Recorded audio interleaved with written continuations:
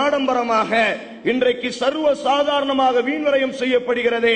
எங்களிடத்தில் காசுகள் இருக்கிறது, எங்களிடத்தில் ஆட்கள் இருக்கிறார்கள், எப்படி வேண்டுமே ஆனாலும் திருமணம் முடிப்போம் என்பதாக எம்முடைய உள்ளத்தில் ஒரு எண்ணம் இருக்கும் என்று சொன்னால், திருநெல்வேலி மாவட்டத்தில் ஒரு 20 வருடத்திற்கு முன்னால், 25 வருடத்திற்கு முன்னால் நீங்கள் எல்லாம் படித்திருக்கலாம், முழு கிராமமே இஸ்லாத்திற்குள் வந்தது ஒரு மாற்றம்.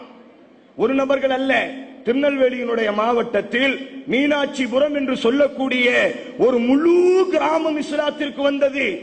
அத்தனை ஆண்களும் பெண்களும் சிறுவர்கள் குழந்தைகள் முதியவர்கள் என்று அத்தனை நபர்களும் ஒரு 25 ஆண்டுகளுக்கு முன்னால் இந்தியாவினுடைய பாராளுமன்றமே நடுங்கக்கூடிய அளவிற்கு அத்தனை பாசிஸ்டுகளும் அப்படி படைப்படையாக அப்படி அணிவகுக்கக்கூடிய அளவிற்கு மிகப்பெரிய மாற்றத்தை ஏற்படுத்திய ஊர் திருநெல்வேலியினுடைய மீனாட்சிபுரம் என்ற ஒரு ஊர்.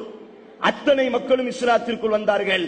ஆனால் இன்றைக்கு அந்த ஊரினுடைய நிலைமை என்ன தெரியுமா? ஆடம்பரமாக திருமணம் முடிக்கக்கூடிய அத்தனை நபர்களும், வரதட்சணையை அடிப்படையாக கொண்டு பெண்ணிடத்தில் பிச்சை எடுக்கக்கூடிய அத்தனை நபர்களும் ஒரு முறை உள்ளத்தால் யோசிக்க வேண்டும். இஸ்லாத்தை பரப்பாமல் இருந்தாலும் சரி, இஸ்லாத்தினுடைய வளர்ச்சிக்கு எந்த விதத்திலும் நாங்கள் தடை கற்களாக நாங்கள் மாறிவிடக் கூடாது. அந்த மீனாட்சிபுரம் இன்றைக்கு எப்படி மாறிவிட்டது தெரியுமா? அத்தனை பெண்களும் இன்றைக்கு மாற்று மதத்தவனுக்கு திருமணம் முடித்து கொடுக்கப்படுகிறது. நேரடியாக நாங்கள் போய் கேட்டோம், நேரடியாக அந்த குடும்பத்தை போய் அணுகினேன், நேரடியாக அல்லாஹ்வின் மீது சத்தியமிட்டு சொல்கிறோம், நேரடியாக அந்த ஆண்களிடத்தில் பெண்களிடத்தில் கேட்டோம்.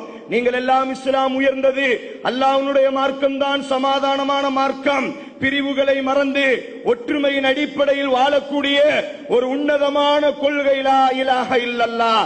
ஜாதிகள் மதங்களினுடைய பாகுபாடுகளை எல்லாம், கீழ்த்தட்டு மேல்தட்டு என்ற அந்த தட்டுகளை எல்லாம் உடைத்துவிட்டு நாம் எல்லாம் ஆதமினுடைய மக்கள் என்பதாக தோளோடி தோல், காலோடி கால், கரத்தோடி கரம் இணைக்கக்கூடிய மார்க்கம் இஸ்லாம் என்று உணர்ந்துதானே நீங்கள் இஸ்லாத்திற்குள் வந்தீர்கள்.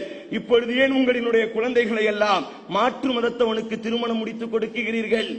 அந்த அத்தனை ஆண்களும் சொன்ன வார்த்தை, ஆம் உண்மைதான், சமாதானத்தை போதிக்கக்கூடிய மார்க்கம் இஸ்லாம், அகீதாவில் கொள்கையில் உறுதியான மார்க்கம் இஸ்லாம், வணக்க வழிபாடுகளின் நடுநிலையாக இருக்கக்கூடிய மார்க்கம் இஸ்லாம். என்றாலும் நாங்கள் எல்லாம் புதிதாக இஸ்லாத்திற்குள் வந்தவர்கள், நாங்கள் எல்லாம் தலித்துகள், அன்றாடம் வேலைக்கு சென்றால் மாத்திரம்தான் எங்கள் வீட்டினுடைய சட்டிகளில் அரிசிகள் உழைக்காயும் அந்த அளவுக்கு ஏழ்மையில் வாழக்கூடியவர்கள். ஆதலால் நாங்கள் எல்லாம் ஏழ்மையாக இருந்து இஸ்லாத்திற்குள் வந்ததினால் அன்றைக்கு எங்கள் குழந்தைகள் சிறுவர்களாக சிறுமிகளாக இருந்தார்கள். இன்றைக்கு எங்கள் பெண் மக்களை திருமணம் முடித்து கொடுக்கக்கூடிய அளவிற்கு வயது வந்த பெண் மக்களாக மாறிவிட்டார்கள். உங்களினுடைய அத்தனை ஆண்களும் முதலாவதாக கேட்கிறார்கள், எத்தனை லட்சம் என்னுடைய குழந்தைக்கு என்னுடைய மகனுக்கு நீ தருவாய் என்பதாக திருமணம் முடிக்கக்கூடிய அத்தனை நபர்களும் எங்களிடத்தில் கேட்கிறார்கள். நாங்களே ஏழையாக இருப்பதினால் எங்களினுடைய மாற்று மதத்தவர்கள் எந்த ஒரு காசும் வேண்டாம், உன்னுடைய மகளை என்னிடத்தில் நீ அனுப்பினால் போதும், நான் கண் கலங்காமல் பார்க்க தயார் என்று சொன்னதினால் 1 வருடம் பொறுத்து விட்டோம், 2 வருடம் பொறுத்து விட்டோம், 5 வருடம் பொறுத்து விட்டோம். எத்தனை நாட்கள் தான் எங்களால் பொறுக்க முடியும்? எங்களினுடைய குழந்தை கெட்டு போக கூடாது என்ற உயர்ந்த நோக்கத்தில் நாங்கள் இந்துக்களுக்கு எங்களினுடைய குழந்தைகளை திருமணம் முடித்து கொடுக்கிறோம்.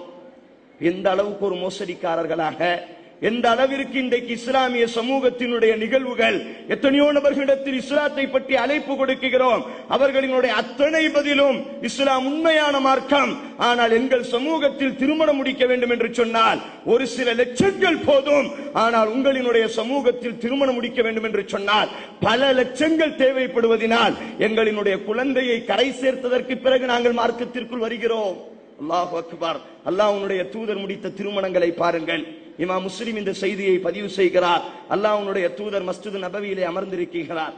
இப்பொழுது ஒரு பெண்மணி, நபித்தோழியான ஒரு பெண்மணி வருகிறார். அல்லாஹ்வுடைய தூதரே, உங்களை நான் திருமணம் முடிக்க விரும்புகிறேன். இந்த உலகத்தில் அல்ல, நாளைக்கு மறுமை வரை இந்த திருமணம் உயர வேண்டும். நாளைக்கு சொர்க்கத்திலும் நபியினுடைய மனைவி என்ற அந்த உயர்ந்த பாக்கியம் வேண்டும். அல்லாஹ்வுடைய தூதரே, அந்த உயர்ந்த பாக்கியத்திற்காக வேண்டி இந்த உலகத்தில் உங்களை திருமணம் முடிக்க நான் விரும்புகிறேன் என்று அல்லாஹ்வுடைய தூதரிடத்தில் ஒரு நபித்தோழி வாக்குமூலம் கொடுக்கும் பொழுது அல்லாஹ்வுடைய தூதருக்கு மனமில்லை. அல்லாஹ்வுடைய தூதர் தலைகளை குனிகிறார். உடனே ஒரு நபித்தோழர் எழுந்திருக்கிறார். எப்படிப்பட்ட ஒரு சகோதரத்துவம் பாருங்கள். அல்லாஹு அக்பர்.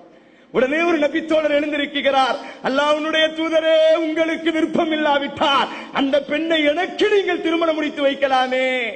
எவ்வளவு ஒரு பாசம் பாருங்கள், எவ்வளவு ஒரு அந்நியோன்யம் பாருங்கள்.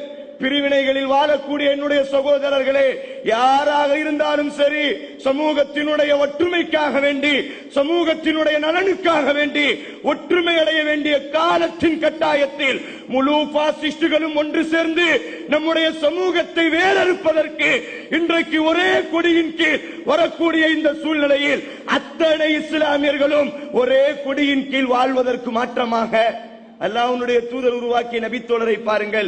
நபியே, உங்களுக்கு விருப்பம் இல்லாவிட்டால் எனக்கு நீங்கள் அந்த பெண்ணை திருமணம் முடித்து வைக்கலாமே. அல்லாஹ்வுடைய தூதர் கேட்கிறார், திருமணம் முடித்து வைப்பதில் எந்த ஒரு பிரச்சனையும் அல்ல. அந்த பெண்ணுக்கு அல்லாஹ் கொடுக்க சொன்னானே, வாத்துன் நிசா ஸதகாத்திஹின்ன நிஹ்லா, நீங்கள் திருமணம் முடிக்கக்கூடிய பெண்களுக்கு மனம் உவர்ந்து மனக்குடையை கொடுக்கணும் என்று அல்லாஹ் சொன்னானே, உன்னிடத்தில் மகராக கொடுப்பதற்கு என்ன இருக்கிறது? அல்லாஹ்வுடைய தூதரிடத்தில் அந்த நபித்தோழர் கைகளை விரிப்பார். அல்லாஹ்வுடைய தூதர் சொல்வார், நபித்தோழரை, உன்னுடைய வீட்டுக்கு செல், உன்னுடைய வீட்டிலே வலவு பிஹாத்தமி மின் ஹதீதின், ஒரு இரும்பு மோதிரமாக இருந்தாலும் சரி, அதை எடுத்து வா, நான் உனக்கு திருமணம் முடித்து வைக்கின்றேன். அந்த நபித்தோழர் செல்வார். நபியினுடைய வீடும் நபித்தோழர்களினுடைய வீடும் கதவுகள் இருக்குமே தவிர கதவுகளை திறந்தால் வெறும் பாலைவனமாகத்தான் இருக்கும். அந்த நபித்தோழர் சுத்துகிறார் வீடு முழுவதும். வலவு பிஹாத்தமி மின் ஹதீதின், ஒரு இரும்பு மோதிரம் கூட இல்லை. அல்லாஹ்வுடைய தூதரிடத்தில் வருகிறார், அல்லாஹ்வுடைய தூதரே, ஒரு இரும்பு மோதிரம் கூட இல்லை. அல்லாஹ்வுடைய தூதர் கேட்கிறார், உன்னிடத்தில் என்ன இருக்கிறது? இசாரி, ஒரே ஒரு கீழாடை மாத்திரம் தான் இருக்கிறது அல்லாஹ்வுடைய தூதரே. அல்லாஹ்வுடைய தூதர் பேசினார், ஒரே ஒரு கீழாடையை வைத்திருக்கிறாய், அதுவும் ஒன்றே ஒன்றுதான் இருக்கிறது, அதை 2 துண்டாக கிழித்தால்